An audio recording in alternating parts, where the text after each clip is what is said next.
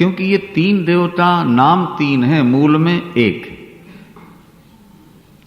जैसे आपके शरीर में पैर, हाथ और सिर, तीन नाम हो गए ना, पैर, हाथ और सिर, नाम तीन है लेकिन एक ही शरीर के तीन अंग हैं। इसी तरह भगवान एक ही है, नाम तीन है। भाई एक व्यक्ति डॉक्टर भी है, इंजीनियर भी है और वकील भी है, मान लिया जाए 3 डिग्री उसने प्राप्त कर ली, तो जब कोर्ट जाएगा तो लोग वकील साहब कह के पुकारेंगे क्या?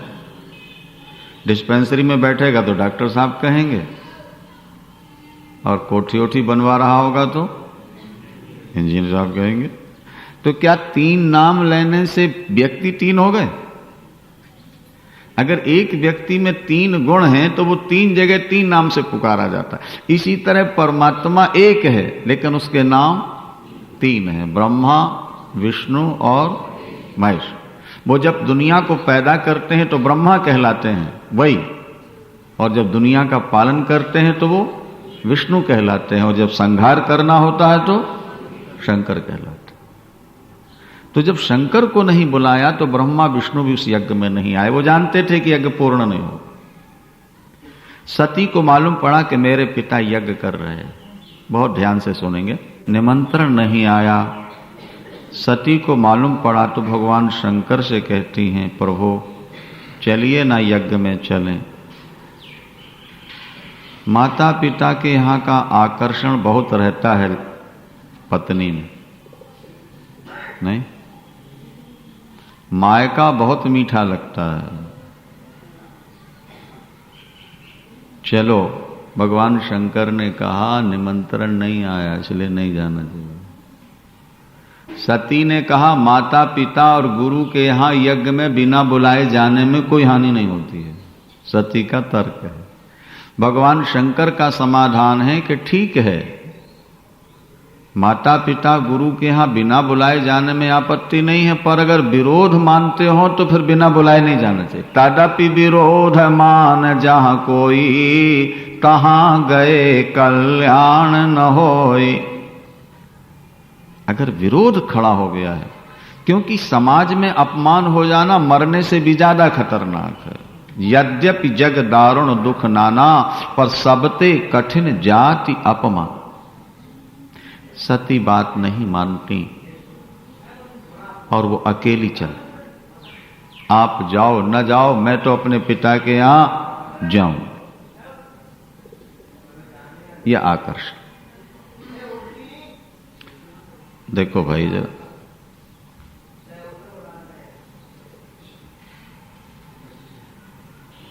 अच्छा जी, सती जाकर के पहुंची पिता के यहां, पिता की भ्रगुटी चढ़ गई क्रोध में,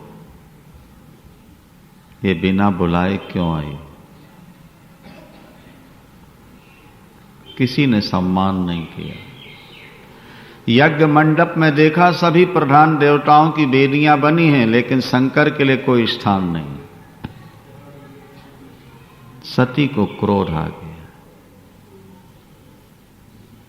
और पिता से कहा, यज्ञ करते करते यज्ञ के धुएं से तुम्हारी बुद्धि काली हो चुकी है, तुम भ्रष्ट हो चुके हो। चतुराई के अभिमान ने तुमको इतना नीचे गिरा दिया है कि तुम भगवान शंकर का अपमान करते हो। भगवान शंकर जब नृत्य करते हैं, तांडव नृत्य, उनके शरीर से गिरने वाली भस्मी को विष्णु और ब्रह्मा उठा के अपने माथे पर रख लिया करते हैं। शिव शब्द बोलने वाला व्यक्ति कभी गरीब नहीं हो सकता। जो शिव शिव जपता रहे वो गरीब नहीं, वो मूर्ख नहीं हो। ये ध्यान रखें। भगवान शंकर ज्ञान के अधिष्ठाता हैं। वो स्वयं श्मशान में रहते हैं लेकिन भजन करने वालों की कोठियां जरूर बनवा देते हैं। बोलो शंकर भगवान की। वो भले बाघंबर पहनते हैं लेकिन भजन करने वालों को पाटंबर पहना देते हैं, रेशमी वस्त्र पहना देते हैं। वो मुंडों की माल पहनते हैं, लेकिन भजन करने वालों को हीरों की मालाएं पहना दिया करते हैं। शंकर जैसा दुनिया में दानी कोई नहीं। एक बार ब्रह्मा जी आए थे शंकर जी के पास पार्वती जी से शिकायत करने के लिए। सुनो ध्यान से। ब्रह्मा जी आए अपना इस्तीफा लेकर के। पार्वती अम्बा से बोले, मां मेरा इस्तीफा ले लो, अब मैं काम नहीं करूंगा। एक काम करने वालों को कभी कभी अजीर्ण हो जाता है, अपना इस्तीफा दिखाने लगते हैं। बोलो सच्चिदानंद। ब्रह्मा जी को भी थोड़ा अजीर्ण हो गया। अजीर्ण क्या था, वो मजाक थी वो तो आपस में। ब्रह्मा जी ने कहा, मां इस्तीफा ले लो, अब तो मैं सृष्टि नहीं करूंगा, मैं तंग आ गया। बात क्या हुई, ब्रह्मदेव इस्तीफा देने से पहले उसका कुछ कारण तो बताओ। भाई कारण तो लिखना पड़ता है, इस कारण से मैं इस्तीफा दे रहा हूं क्या? तो ब्रह्मा जी कहते हैं, मैं तुम्हारे पति से तंग आके इस्तीफा दे रहा हूं। मेरे पति से तंग क्यों आ गए तुम? मेरे पति तो भोलेनाथ हैं, भजन करने वाले सदा सुखी रहते हैं, आप तंग क्यों आ गए? बोले बस यही तो मैं भी कह रहा हूं ना, जैसा इनका नाम है ऐसा ही इनका काम। इनको भोलेनाथ कहते हैं लोग, ये ऐसे भोले बाबा हैं कि मैं वहां से किसी व्यक्ति के माथे में लिख के भेजता हूं कि जिंदगी में कभी सुखी नहीं रहेगा, और वो अगर इनकी शरण में आ गया तो मेरे लिखे को काट करके उस कंगाल को करोड़पति बना देते हैं, उस दुखी को ये सुखी बना देते हैं। अब मैं लिखता हूं और ये काट दिया करते हैं, तो बताओ जब मेरी चलती नहीं तो फिर सब इस ट्रस्ट में रहने से मेरा फायदा क्या होगा? इसलिए मेरा तो इस्तीफा स्वीकार कर लो अम्मा। जिनके भाग लिखी ना सुख की तनिक निशानी, जिनके भाग लिखी ना सुख की तनिक निशानी, तिन रंकन कह नाक संवारत हो आयो नकवानी। उन गरीबों को ये अरबपति बना देते हैं। मैं लिख के भेजता हूं इसके भाग्य में संतान नहीं है, वो शंकर की शरण में आ गया, 4-4 बच्चे घर में खेल रहे हैं। अब बताओ मैं क्या करूं? हंस पार्वती अम्बा बड़ी हंसी, भगवान शंकर भी ठहाका मार के हंसे। ब्रह्मा जी ने प्रणाम किया, बैठ गए। बिना प्यार किए तो तुम जीवित रह ही नहीं सकते। किसी ना किसी से जिंदगी में प्यार करना पड़ेगा, भले नोटों से कर लो, भले बेटों से कर लो, पत्नी से कर लो, शराब से कर लो, कहीं ना कहीं मन को टिकाने का आधार बनाना पड़ेगा तुम्हें। भाग्यशाली है वो व्यक्ति जो भगवान से प्यार कर लेता है। प्यार का यही नमूना है कि अचानक जब यमराज के दूत आएंगे, उसी का नाम निकलेगा जिससे ज्यादा प्यार, उसी की याद है। अजामिल बेटे का नाम लेता रहा, नारायण नारायण नारायण। यमराज के दूत आए, मुख से निकल गया नारायण। और एक व्यक्ति तंबाकू खाता है चूना मिला के, पर चूना भूल गया, जंगल गया है लकड़ी काट। जब तंबाकू खाने की तड़फ लगी उसको, तो तड़फ में उसने जेब में हाथ डाला, चूना नहीं। अब और ज्यादा छटपटा गया, चूना भूल गया। जो सामने से निकले उसी से मांगता, भैया चूना हो तो दे दो। किसी के पास चूना नहीं मिला, चक्कर आने लगे। भगवान शंकर का एक चबूतरा था, थड़ा, भगवान शंकर की पिंडी रखी थी और वृक्ष की छाया थी। वहीं लेट गया, शंकर जी की पिंडी की ओर सिर करके लेट गया। अंबा पार्वती और भगवान शंकर वहां से निकले। अंबा जी ने कहा, प्रभु देखो ये भगत कब से आपके चरणों में सिर रखे पड़ा है, आप तो भोलेनाथ हो, उसको वरदान दे दो। भगवान शंकर ने कहा, ये मेरे चरणों में नहीं पड़ा है, किसी और चक्कर में है देवी, चलो। तो अम्बा जी तो बड़ी करुणामयी है ना, जगदम्बा। उन्होंने कहा प्रभु जो भी हो पर आपके चरणों में तो पड़ा है, इसलिए इसकी इच्छा पूरी कर दो। भगवान ने कहा अच्छा भाई, श्रीमती जी की बात तो माननी पड़ती है, बोलो शंकर भगवान की। महाराज भगवान शंकर गए और उन्होंने उसको जगाया, भगत उठो वर मांगो। उठा, कहता महाराज चूना दे दो। चूना के चिंतन में सोया था, इसलिए मुख से छू नहीं सकता। बाद में होश आई, अरे ये तो भगवान शंकर थे। हम जिंदगी भर घर का काम करते रहेंगे, मरते समय घर ही याद आएगा, और घर याद आ गया तो नाली के नापदान के कीड़े बन जाना पड़ेगा। रुपए याद रहेंगे तो सर्प बनना पड़ेगा। अनाज याद रहेगा तो चूहा बिल्ली बनना पड़ेगा। घर याद रहेगा तो कीड़े बनना पड़ेंगे। और भगवान याद आ गए तो भगवान बन जाओगे, भगवान के धाम में चले जाओगे। मानव जीवन पा करके उसे पाने का प्रयास करो, यही जीवन का एक लक्ष्य है, इसे ध्यान रखना है। धर्म की अधर्म का, प्राणियों में विश्व का, गोहत्या, गौ माता की, हर हर महा। श्री बांके बिहारी लाल की। अखंड शांति किसे मिलती है? भगवान कहते हैं निर्ममो निरहंकारा सा शांति मधिगच्छति। जिसके जीवन से अहंता और ममता निकल जाती है, शरीर के प्रति मैंपना न रह जाए और परिवार के प्रति मेरापन न रह जाए, उस व्यक्ति को अखंड शांति प्राप्त हो जाती है। जैसे कमल का पत्ता जल में रहता हुआ भी गीला नहीं होता,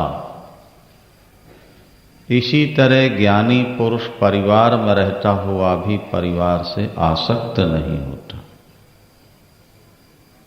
ज्ञानी का मन सदा अलेप, ज्ञानी का मन सदा अलेप, जैसे जलमह कमल अलेप। लिप्यते नश पापेनो पद्म पत्रो मिमां भषा। कमल का पत्ता जल से ही पैदा होता है और 24 घंटे जल में ही रहता है, लेकिन गीला नहीं होता। हमारे आपके लिए एक संकेत है कि हम भी गृहस्थ जीवन में पैदा हुए हैं, गृहस्थ से ही पैदा हुए और गृहस्थी में रह रहे हैं। हमारे जीने की कला यही है कि हमारे मन में परिवार की आसक्ति न हो। गोस्वामी तुलसीदास जी भी कुछ ऐसा ही कहते हैं, तुलसीदास मैं मोर गए बिनु, तुलसीदास मैं मोर गए बिनु, जीव सुख कबहु न पावे। ये क्षणिक सुख सुख नहीं कहलाता भैया। सुख उसे कहते हैं जिसके पीछे दुख न लगाओ, और जीवन उसे कहते हैं मृत्यु जिसके पीछे न हो, और संयोग उसे कहते हैं जिसके पीछे वियोग न हो। जैसे दिन के पीछे रात लगी है, मृत्युलोक में रहने वाले को 12 घंटे रात्रि का सामना करना ही पड़ता है। अगर आप अंधकार से सर्वथा बचना चाहते हैं तो सूर्य लोक चले जाइए, सूर्य मंडल के समीप पहुंच जाए, रात्रि का कभी दर्शन नहीं होगा। इसी तरह आप परमात्मा को प्राप्त कर लें तो जीवन में कभी दुख नहीं होगा, कभी अशांति नहीं होगी। अन्यथा जीवन के साथ मृत्यु संयोग के साथ वियोग और सुख के पीछे दुख लगा हुआ है। संसार में दुख नहीं है, ये भी समझ लो। दुख अपने कच्चे मन में है। दुख और सुख की जो भावना है वो मन में होती है। वही व्यक्ति को दुखी और सुखी बनाता रहता है। भजन करते करते, सत्संग करते करते, गुरु गोविंद की सेवा करते करते बुद्धि निर्मल हो जाए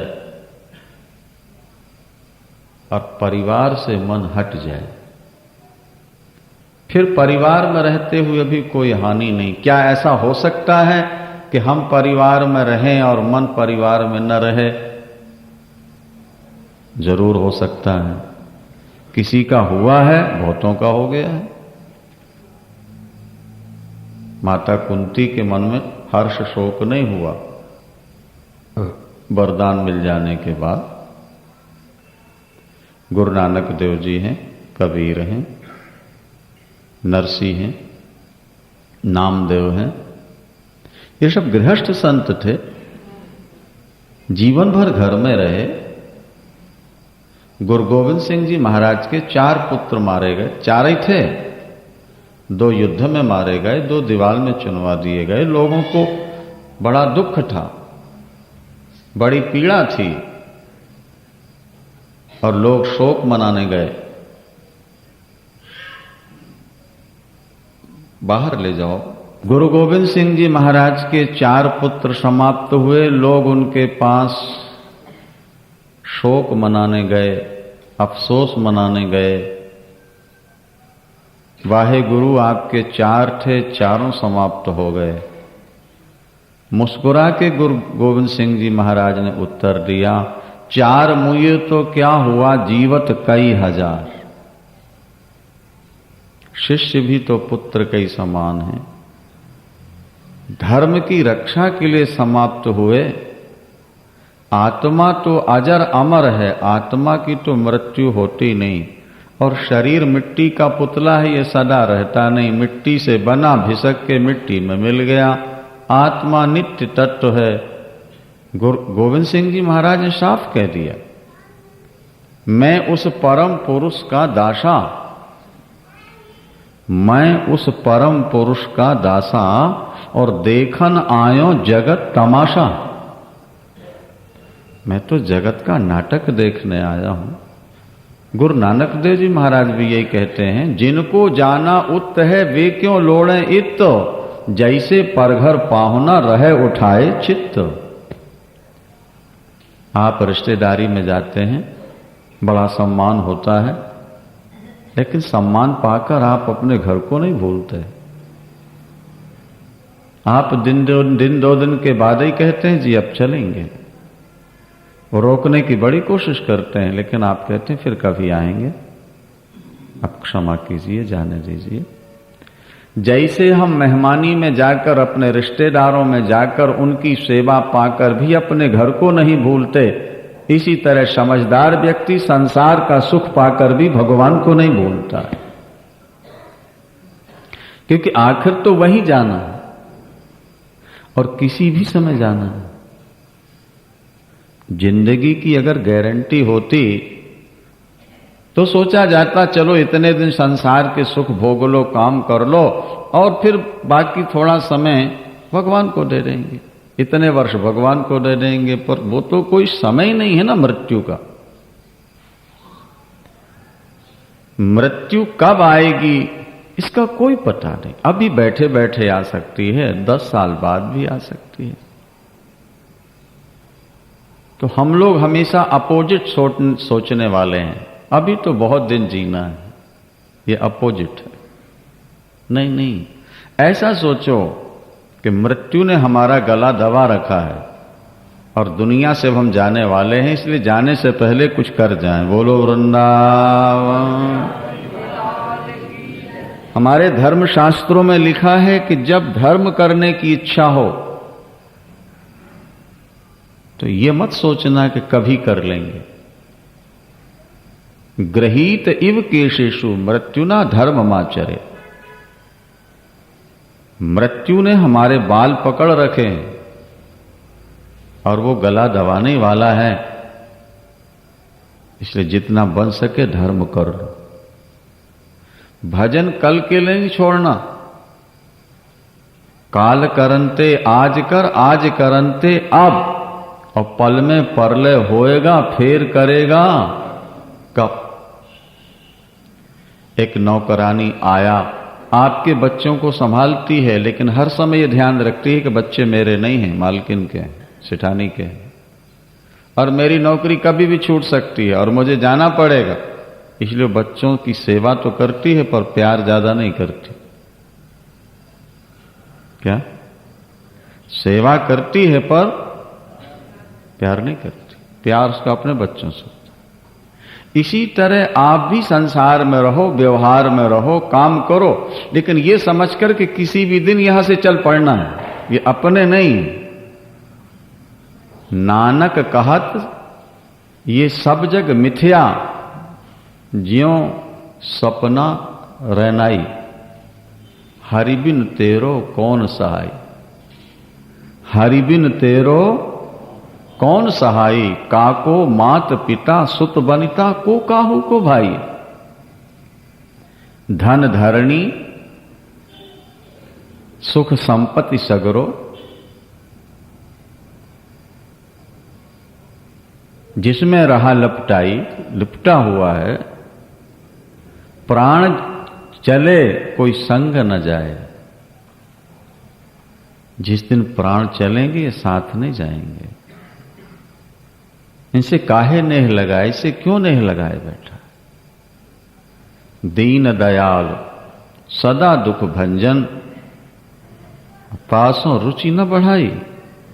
हरि बिन तेरो कौन सहाई, नानक कहा तो ये सब जग मिथ्या, ज्यों सपना रहनाई।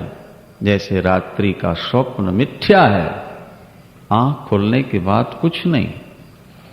भागवत में ये बात जोर देकर कही गई है, स्वप्न में आपको जो मिलता है, बंद आंखों में जो मिलता है, आंख खुलने के बाद कुछ नहीं, और खुली आंख में जो मिलता है, बंद होने के बाद कुछ नहीं।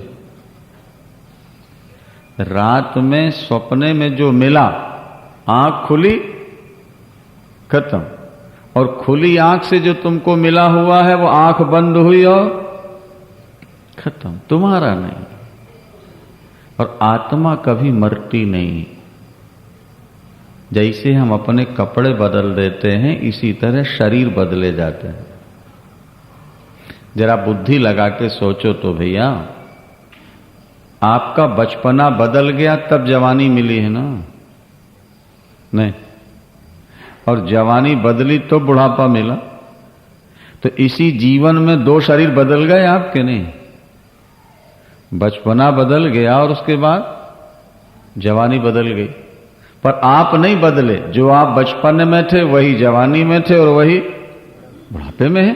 तो जब बचपना और जवानी बदल गई, आप नहीं बदले, तो बुढ़ापा बदलने के बाद आप कैसे बदल जाए? आत्मा की अमरता। जड़ भरत की बात प्रातःकाल आप सुन रहे थे।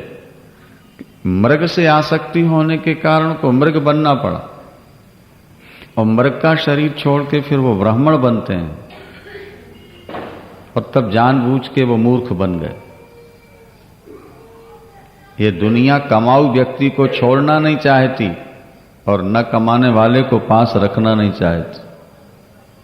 ये ध्यान रखें। अगर कोई व्यक्ति आपसे प्यार करता है तो समझ लेना उसका आपसे स्वार्थ है, आपसे उसको कुछ मिल रहा है। जिस दिन आपसे उसको कुछ नहीं मिलेगा, उसी दिन उसका प्यार आपसे खत्म हो जाए। क्या समझे? दुर्गा सप्तशती का पहला अध्याय पढ़ो।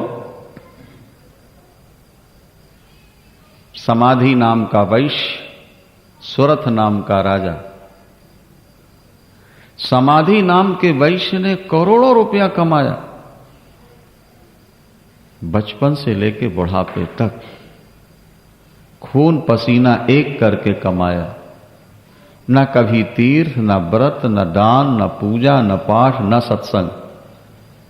पैसा पैसा पैसा कमाते कमाते जब ज्यादा कमा दिया, बेटे लायक हुए, दुकान संभाल ली, शादियां हो गईं, बेटों ने बाप को धक्का मारकर घर से निकाल दिया। पुत्र दारैर निरष्टश्चो धन लोभाद साधु।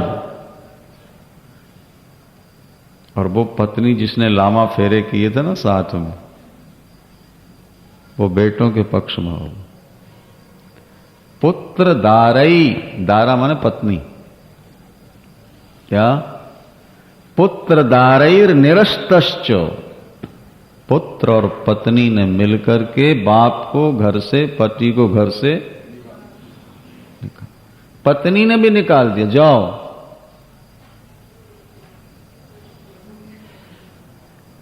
जब तक तुम कमा रहे हो, सोर नार मुनि साब की यह रीति, अरे सोर नार मुनि साब की यह रीति, क स्वार्थ लाग करें सब प्रीति, और हेतु रहित जग जुग उपकारी, तुम तुम्हार सेवक असुरारी, के स्वार्थ मीत सकल जग माही, और सपने हूँ प्रभु परमारथ नाही। स्वार्थ मीत, दुनिया में जितने मित्र बने हैं स्वार्थ को लेकर। याज्ञवल्क्य अपनी पत्नी से कहते हैं, गार्गी, पत्नी पति से प्यार करती है, पति के लिए नहीं, अपने सुख के लिए पति से प्यार करती है। नवा अरे पत्यु कामायो पति प्रियो भवति, आत्मनस्तु कामायो पति प्रियो भवति। अगर पत्नी पति से प्यार करती है तो नपुंसक पति से भी उसका प्यार होता, न कमाने वाले पति से भी प्यार होता, तो मालूम पड़ता है कि पति से प्यार। मानना पड़ेगा कि पत्नी का अगर पति से प्यार है तो अपने सुख के लिए, क्योंकि यह कमा के हमें खिलाता है और विषयों का सुख भी मिलता है। पति अगर पत्नी से प्यार करता है तो वो भी अपने सुख के लिए प्यार करता है, पत्नी के लिए प्यार नहीं करता। बोलो वृंदावन। क्या? अच्छा ये बताओ, हम और आप नोटों से प्यार करते हैं, नोटों को सुख देने के लिए कि नोटों से सुख लेने के लिए? बोलो, लेने के लिए। तो जैसे हम नोटों से सुख लेने के लिए नोटों से प्यार करते हैं, इसी तरह पत्नी पति से सुख लेने के लिए पति से प्यार करती है, पति पत्नी से सुख पाने के लिए पति पत्नी से प्यार करता है। हर व्यक्ति अपनी आत्मा को सुखी बनाने के लिए दूसरे को अपना बनाता है। जो हमारी आत्मा के विरुद्ध होगा, हम उसको बिना किसी हिचकिचाहट के छोड़ने को तैयार हो जाते। इसलिए इस झूठे संसार से प्यार नहीं करना। प्यार करना तो केवल परमात्मा से कर। जड़ भरत मूर्ख बन गए। जब कमाऊंगा नहीं तो घर में कोई रखेंगे नहीं। थे बड़े विद्वान, बड़े ज्ञानी, उनको 3 जन्म याद थे महाराज। भरत थे, उनके नाम से देश का नाम भारत पड़ा है, और उसके बाद मृग बने और अब ब्राह्मण बने। 3 जन्म याद, लेकिन मूर्ख बन गए। जो पढ़ाया जाए उल्टा ही बोलते थे, जो पवित्रता के नियम बताए जाए उल्टा ही करते थे। 4 महीने तक गायत्री मंत्र रटाया गया, लेकिन सुनाए नहीं दोबारा। याद हो गया, सुनाते नहीं। क्यों? इसलिए कि ये लोग मुझको मूर्ख समझ के घर से निकाल, ताकि मैं निश्चिंत होकर परमात्मा का चिंतन कर लूं। दुनिया से प्यार नहीं करूंगा। क्योंकि मृग से प्यार करके मैंने देख लिया, भगवान को पाने निकला था और मृग बन गया। आसक्ति ही खतरनाक है, पदार्थ खतरनाक नहीं है, ये आप समझ लें। न पत्नी खतरनाक है, न पुत्र खतरनाक है, न धन खतरनाक। खतरनाक है तो आसक्ति, और आसक्ति होती है अज्ञान से। इसलिए अज्ञान को काट दो, ज्ञान प्राप्त कर लो गुरुओं से। जब अंदर ज्ञान रहेगा आसक्ति नहीं होगी, आसक्ति नहीं होगी बंधन नहीं होगा। आसक्ति ही बंधन है, आसक्ति ही पुनर्जन्म है। आसक्ति छोड़ दो, परमात्मा को प्राप्त कर लो। लंबी कथा सार आपको बता दें, विस्तार का समय नहीं है। देखो, जड़ भरत को उनके पिता की मृत्यु के बाद घर से निकाल दी। भाभियों ने कहा इसको रोटी नहीं देंगे। क्यों? कमाता नहीं। अंत में खेत की रखवाली के लिए नियुक्त किया गया। बड़े खुश थे, एकांत में भजन करेंगे, खेत पर बैठे। अच्छा, भाभियां क्या करती थी? जो सड़ा गला भोजन होता था वो खाने को भेज देती थी। सब्जी और अचार की जगह बैल को खिलाने वाली खल भेज देती थी। सब्जी, जो चावल नीचे जल जाए वो भेज, रोटियां जो बासी हो जाएं। लेकिन जड़ भरत अमृत की तरह खाते थे। उनका सिद्धांत था कि पेट स्वाद नहीं मांगता और जीभ रोटी नहीं मांगती। वृंदावन। पेट को स्वाद की जरूरत नहीं है, पेट तो कहता कुछ भी डाल दो, हमें भर दो, बस। पर जैसे मंत्री से मिलना हो तो संतरी महोदय बीच में खड़े हैं, अभी टाइम नहीं है, कुछ लालच दो, पैसे दो, मिला देते हैं। तो ये जीभ महारानी जो है ये मंत्री महाराज की संतरी है, पेट मंत्री और ये संत। ये कहते हैं बिना स्वाद के अंदर नहीं जाने देंगे। बोलो वृंदावन। पेट स्वाद नहीं मांगता, पर ये जीभ कहती है बिना स्वाद के अंदर नहीं जाने। ये जीव के लिए सब कुछ उपद्रव करना पड़ा। और इस स्वाद ने ही व्यक्ति को बांध लिया और मार दिया। देखो, भोग हम नहीं भोगते, भोग हमको भोग रहे। भोगा न भुक्ता स्वयमेव भुक्ता। जो ज्यादा खाते हैं वो थोड़े दिन के बाद खाने लायक नहीं रह जाते हैं। नहीं समझे? जो ज्यादा खाएंगे थोड़े दिन के बाद वो खाने लायक नहीं रह जाते, बीमारियां लग जाएंगी। पदार्थ तो ज्यों के त्यों पड़े हैं, लेकिन पदार्थों ने उनको ऐसा खा लिया कि अब वो खाने लायक नहीं रहेगा। डायबिटीज है, मीठा नहीं खा सकते। हाई ब्लड प्रेशर है, नमक नहीं खा सकते। हार्ट अटैक है, ऊपर की मंजिल में नहीं जा सकते। वृंदावन। भोगों ने हमको भोग लिया कि नहीं?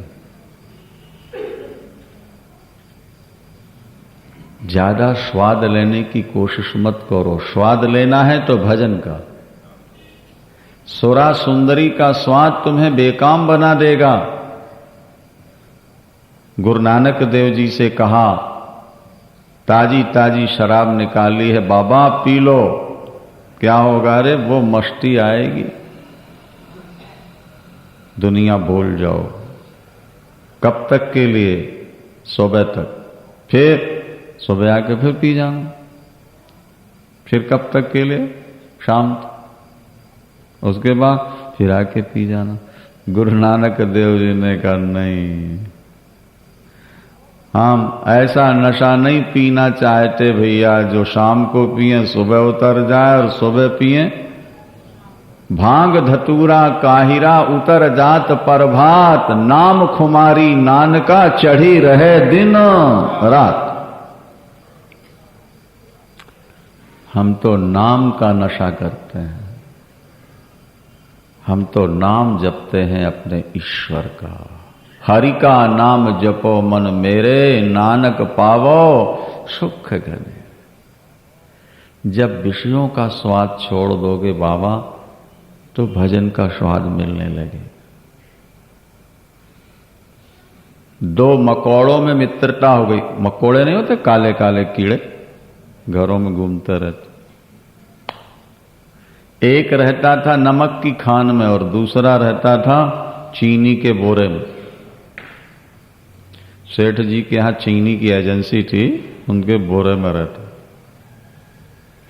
दोनों में मित्रता हो गई। नमक की खान वाले मकोड़े ने चीनी के बोरे में रहने वाले मकोड़े को निमंत्रण दिया, आओ हमारे यहां नाश्ता करो, भोजन करो, पार्टी। क्या? जब वो पहुंचा तो नमक की डली रख दी, बोले ये खाओ। अरे चीनी खाने वाला नमक क्या खाएगा मकोड़ा? बड़ी गिलानी हुई। उसने कहा अच्छा मित्र कल हमारे यहां आओ। तो नमक का मकोड़ा और कीड़ा वहां पहुंचा। चीनी मीठा खाने तो लगा लेकिन उसने तारीफ नहीं की। हाँ, तो चीनी वाले मकोड़े ने सोचा कि नमक खाने वाला चीनी खाए और वाह वाह न करे।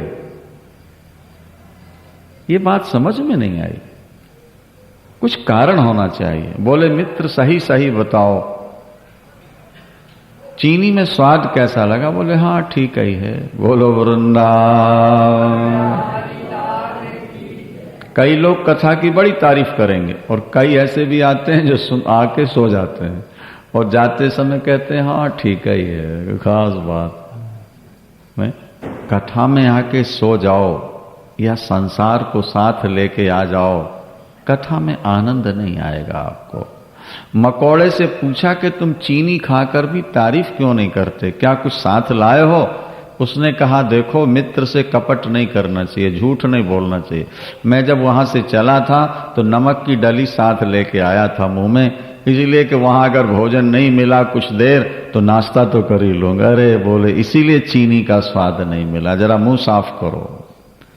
उस मकोड़े का मुंह साफ करा कि जब चीनी चटाई महाराज नाचने लगा खुश होकर, अरे वाह इतनी मिठास, अब तो छोड़ के जाऊंगा नहीं कभी नमक की खान में, वहीं रम गया। अगर आपको भगवान का भजन मीठा नहीं लगता तो ये भजन का दोष नहीं है, ये आपके पापों का दोष है, आपके मन का दोष है। आपका मन संसार में फंसा हुआ है। आप यहां बैठकर भी संसार की ही बातें सोचते रहते हैं।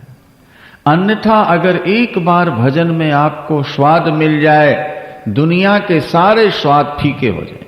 जो तो ही राम लगत मीठे, सब रस अनरस हो जाते, खटरस होते सीठे। जो तो ही राम लगत मीठे। पर यह भजन करते करते मिठास आ जाती है। जड़ भरत ज्ञानी भक्त हैं, आत्मा को शरीर से अलग मानते हैं, संसार से नाता नहीं और शरीर को अपना माना नहीं। बस देखो जब तक परिवार को अपना मानते रहोगे, शरीर के साथ जुड़े रहोगे, तब तक घर की समस्याओं से आप कभी मुक्ति नहीं पा सको, कभी चिंता से आप मुक्ति नहीं पाओगे। पीस ऑफ माइंड जो आप चाहते हो ना, अरबों रुपया कमा लो भैया, नहीं मिले। गरीब कहे धनवान सुखी है, और धनवान कहे सुख राजा को भारी। अपने से आगे वाला सुखी दिखता है, ये प्रकृति का नियम है। पर ये कभी नहीं सोचते कि अगर वो सुखी हैं तो परेशान क्यों हैं, रात दिन दौड़ क्यों रहे हैं। गरीब कहे धनवान सुखी है, धनवान कहे सुख राजा को भारी। और राजा कहे चक्रवर्ती सुखी है, चक्रवर्ती कहे सुख इंद्र को भारी। तो इंद्र कहे चतुरानन सुखी हैं, चतुरानन कहें सुख विष्णु को भारी, और तुलसी जी अजान विचार कहें सिया राम भजन बिन जीवो दुखारी। अरे वेद पुराण पढ़े सिगरे बिगरे सब पेट उपायनों में, और भोर भय चहु और फिरे सब बातन के चतुरायन में। नित होत खुशामद पाजिन की पर गए परलोक नशायन में, और तुलसी आराम न काहू मिल्यो आराम है राम के पायन में। तू कछु और विचारत है नर, अरे तू कछु और विचारत है नर, तेरो विचार धरो ही रहेगो। और कोट उपाय किए धन के हित, भाग्य लिखो तितनो ही मिलेगो। और भोर की साँझ घड़ी पल माझो, सो काल अचानक आय गहेगो। और राम भजो न कियो कछु सुकृत, सुंदर यो पछताए मरेगो।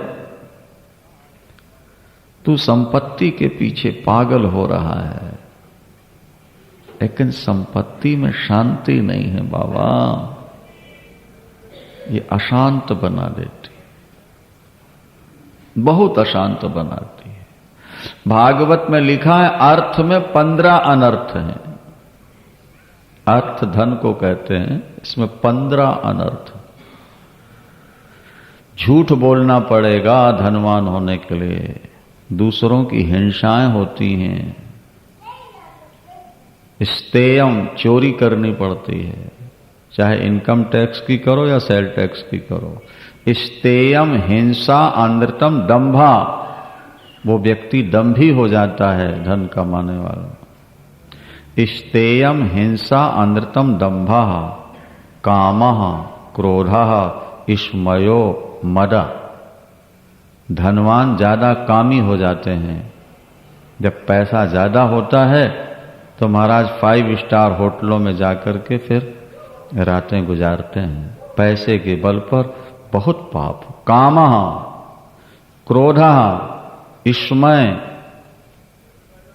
अहंकार बढ़ जाता है, मद बढ़ जाता है, भेद बैर अविश्वास, सुरा सुंदरी जुआ, ये 15 अनर्थ आ जाते हैं धन के साथ। इसलिए धन से बहुत ज्यादा प्यार मत करो। ये ठीक है कि धन के बिना गुजारा नहीं, लेकिन धन एक बहुत बड़ी समस्या है। हमने अपने 40 साल कथा के जीवन में बड़े उतार चढ़ाव देखे लोगों के।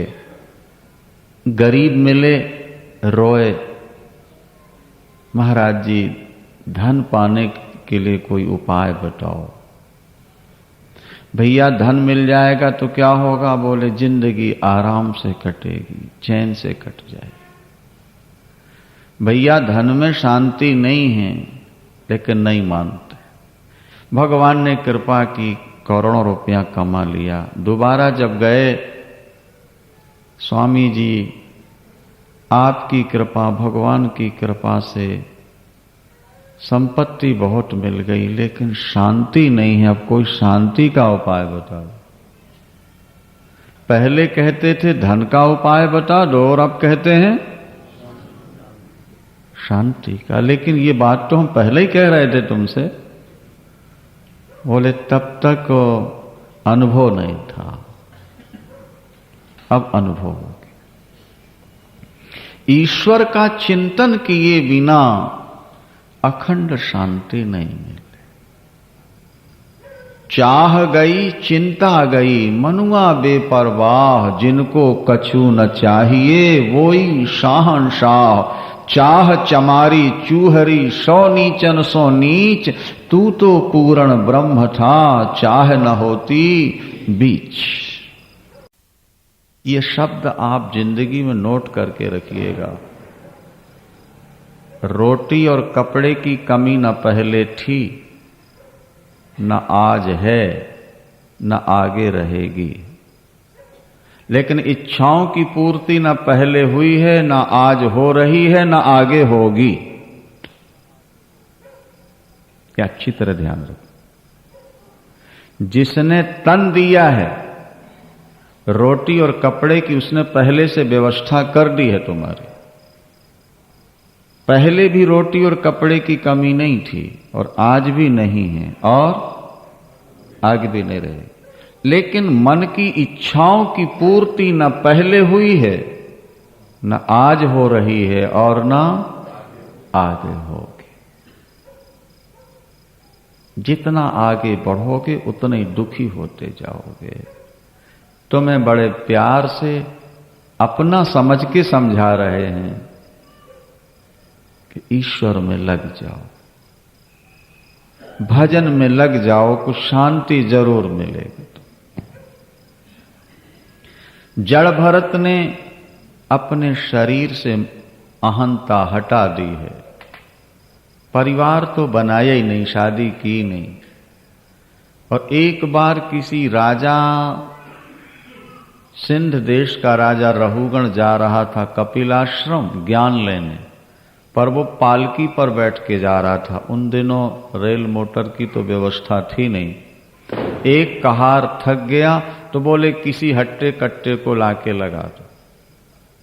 इससे पहले एक जंगल का राजा आदिवासी कोलभील, वो पुत्र पाने के लिए भद्रकाली को बलि चढ़ाना चाहता है। एक पुरुष को पाल रखा था। कोई विशेष मुहूर्त पर बलिदान देने से पुत्र मिल जाता है, ऐसी पुरानी परंपराएं रही होंगी। जब मुहूर्त आ गया उसे पता लग गया कि मुझे बलिदान के लिए पाला गया, तो बहाने से भाग गया। अब मुहूर्त न टल जाए, नहीं तो कई वर्षों बाद आएगा, जाओ कोई हट्टा कट्टा व्यक्ति मिले, ले आओ। जड़ भरत को पकड़ ले आए और भद्रकाली के मंदिर में इनको बैठाला, तलवार निकाली, इनको खिलाया पिलाया, जुलूस निकाला और आपस में बातें कर रहे हैं। अभी इसका बलिदान करेंगे, भद्रकाली प्रसन्न होकर महाराज को पुत्र देगी। और ये सुन के मुस्कुरा रहे थे। इनको भय नहीं था कि मैं मर जाऊं, क्योंकि 3 जन्म तो देख चुके ना। आत्मा तो मरती नहीं। नैनम छिंदन्ति शस्त्राणि नैनम दहति पावकः न चैनम क्लेदयन्त्यापो न शोषयति मारुतः। आत्मा को तलवार काट नहीं सकती, पानी गीला नहीं कर सकता, अग्नि जला नहीं सकती, हवा सुखा नहीं सकती। आत्मा तो वो लाइट है कि जो तलवार से कट नहीं सकती। आपकी खिड़की से, रोशनदान से लाइट कमरे में आ रही है, उसे आप तलवार से काटो, कटेगी? बोलो भाई। और पानी से उसको धोना चाहो, गीला करो। आग से जलाना चाहो या हवा से सुखाना चाहो, नहीं। तो आत्मा भी एक लाइट है आपके अंदर, उसकी कोई आकृति नहीं है। अगर आकृति होती तो वैज्ञानिक बता चुके होते कितनी लंबी चौड़ी आत्मा है और रंग कैसा है। लेकिन ना तो रंग का पता है और ना उसकी लंबाई चौड़ाई का पता। आत्मा एक लाइट है बस। और जैसे लाइट के माध्यम से ही ये मशीनें चल रही हैं, इसी तरह परमात्मा की लाइट से ही शरीर रूपी यंत्र चल रहे हैं। और जब कहीं तार डिस्कनेक्ट हो जाता है तो चलती मशीन खड़ी हो जाती है। इसी तरह हार्ट का जब कोई तार टूट गया तो हार्ट फेल हो गया, चलती मशीन रुक जाती। तार टूट जाने से पावर खत्म नहीं होता, यंत्र चलना बंद हो जाता है। इसी तरह कोई तार डिस्कनेक्ट होने से ये हार्ट फेल हो जाता है। आत्मा मरती नहीं। न जायते म्रियते वा कदाचित, भगवान कृष्ण कहते हैं। आत्मा का कभी जन्म नहीं है, आत्मा की कभी मृत्यु नहीं। वो एक ऐसा तत्व है जहां दुनिया के दुख पहुंचते ही नहीं। फिर हम दुखी क्यों होते हैं? प्रश्न खड़ा होगा ना कि अगर आत्मा में दुख सुख नहीं पहुंचते तो फिर हमको दुख सुख क्यों होता है? तो कहा जाएगा शरीर को अपना मान लेने के कारण दुख सुख होता है। एक व्यक्ति के संतान नहीं है, उदाहरण, उसने कोई पुत्र गोद ले लिया, अपना मान लिया ना, अब वो बीमार हुआ तो उनके माता पिता को दुख हो रहा नहीं हो रहा? बोलो, हो रहा है ना? तो वो उनका अपना पुत्र तो नहीं है, केवल मान लिया कि मेरा है। और अगर उसको अपना न मानते, वो अपने असली मां बाप के पास रह के दुखी होता, बीमार होता, तो क्या दुख होना था? उस लड़के ने कोई गलती की, चोरी की, पुलिस वाले उसको मारते हैं, तो जिसने गोद लिया है उसको, वो रो रहा है कि नहीं?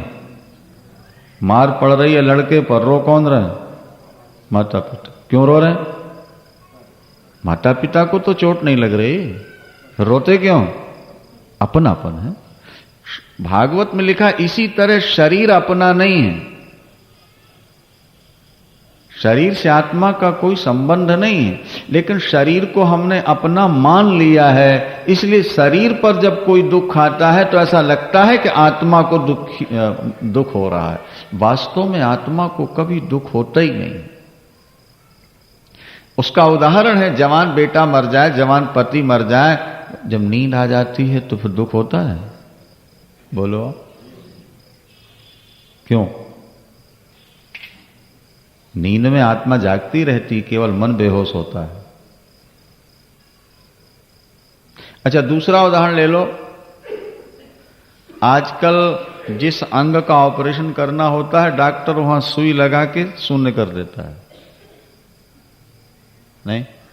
और डॉक्टर ऑपरेशन करता है, पीड़ा होती है? बोलो भाई, तो आत्मा शरीर में है कि नहीं है? है। तो जब आत्मा शरीर में है तो फिर ऑपरेशन का कष्ट क्यों नहीं हो रहा उसको? मानना पड़ेगा कि आत्मा को कष्ट तो होता ही नहीं। ब्लड के साथ मन का संबंध है, और मन जहां जहां जाएगा वहीं दुख का अनुभव होगा। और इंजेक्शन लगा करके वहां के ब्लड को उन्होंने शून्य कर दिया, तो ब्लड का जाना बंद हुआ, सर्कुलेशन वहां, तो मन की गति भी वहां बंद हो गई। और जब मन की गति बंद हो गई तो काटते पीटते रहो, दुख होता नहीं। इससे निश्चित हो गया कि दुख और सुख मन को होता है, आत्मा को। क्या समझे आप?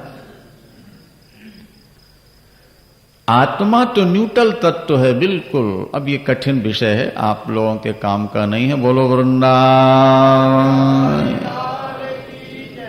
इसके लिए तो काफी पढ़ना सुनना का पड़ता है, तब ये बात समझ में आती है। अंत में उनको पालकी में लगाया गया है, और राजा ज्ञान लेने तो जा रहा था, पर अभिमान बहुत था। ये विषम गति से चले तो डांट दिया राजा ने उनको, तुझे अभी दंड दूंगा, तेरी अभी चिकित्सा करूंगा, जैसे पापी को यमराज दंड देते हैं। तो जड़ भरत जी मुस्कुराए। अच्छा, वहां जब देवी के सामने तलवार उठाई ना इनको मारने के लिए, इनको कोई भय नहीं था। वो भद्रकाली भगवती प्रकट होके तलवार छीन के मारने वालों को मार दी, इनको बचा दी। बचने की कोई खुशी नहीं। जिसके दिल में मरने की कोई गमी नहीं होगी ना, बचने की उसको कोई खुशी नहीं होगी। उनके लिए जीवन मृत्यु एक हो जाती, क्योंकि वो शरीर से अपने को अलग देखते हैं। शरीर है तो ठीक है, और चला गया तो ठीक, वहां कोई फर्क नहीं। फिर रहुगण को ज्ञान का उपदेश दिया। उन्होंने कहा, देखो राजन, तुम ज्ञान लेने तो जा रहे हो, लेकिन तुम्हें ज्ञान मिलेगा नहीं। क्यों? तुम्हारे मन में राजापन का अभिमान है, मैं राजा हूं। जब तक अभिमान रहेगा तब तक ज्ञान नहीं मिल सकता। अगर ज्ञान को प्राप्त करना है तो अभिमान को त्यागो।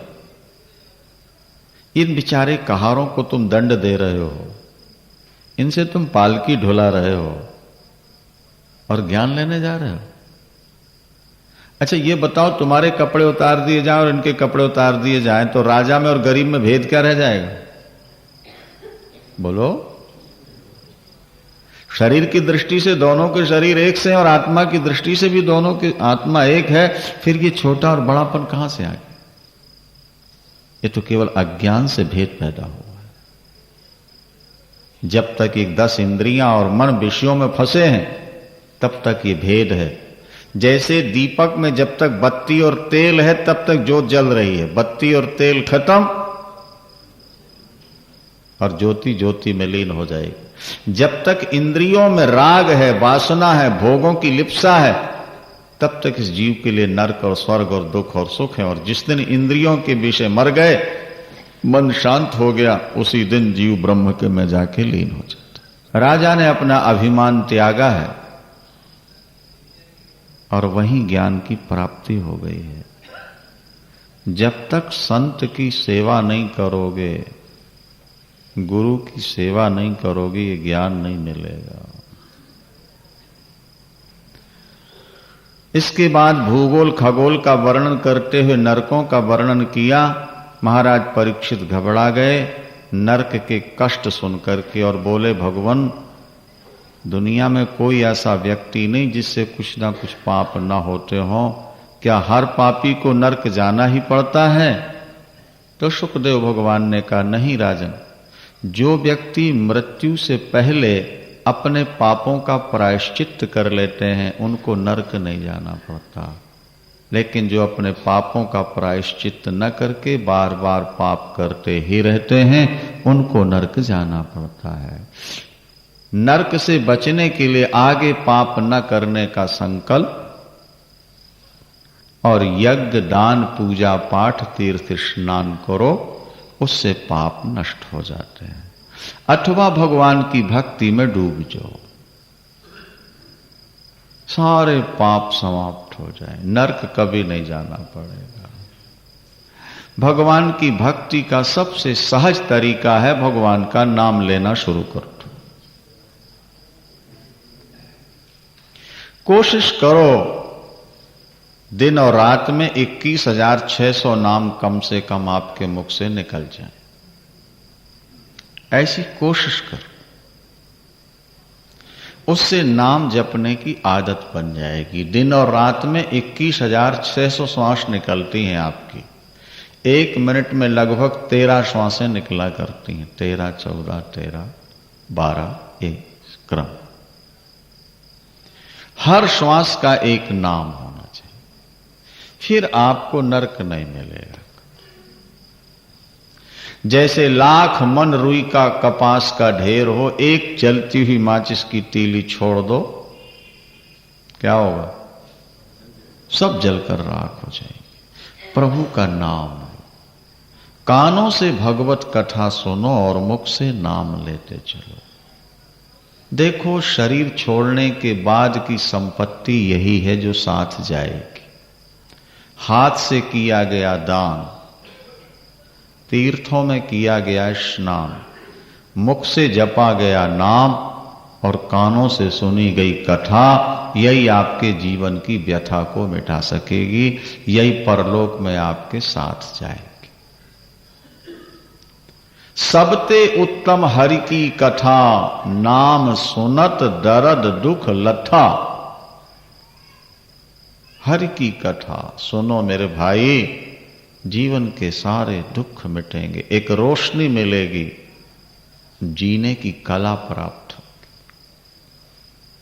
अभी जो जी रहे हैं ये जीना नहीं है मनुष्य का, ये तो जानवरों का जीना है। खाना पाखाना, बाल बच्चे पैदा करना, कमाना और सो जाना, ये मानव जीवन का जीना नहीं है। गुरु नानक देव जी कहते हैं, कर्म पशु के मानुष जात, जगत ढिंडोरा करे दिन रात। तेरे कर्म तो जानवरों वाले हैं और कहता अपने को इंसान है।